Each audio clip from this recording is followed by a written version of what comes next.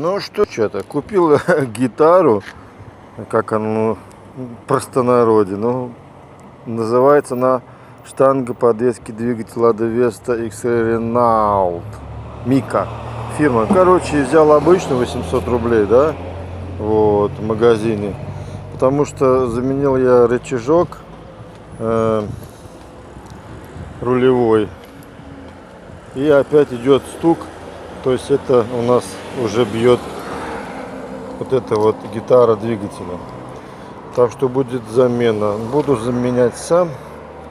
Еще покажу, расскажу, как что меняется, ребятки, на своей весточке.